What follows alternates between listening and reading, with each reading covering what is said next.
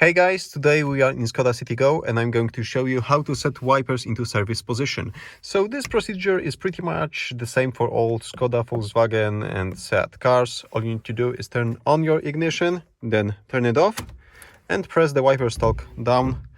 Your wipers will go half the way and stop over here.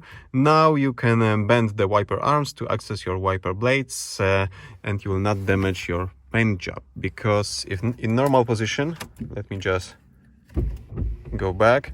In normal position, if you try to bend the wiper arms, you will hit the hood, the bonnet, and damage your paint job.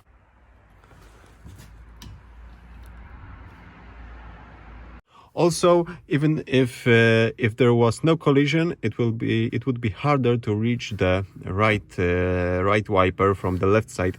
And over here, when you have both of them in the service position, you can access both of them while standing on the left side, on the driver's side of the car.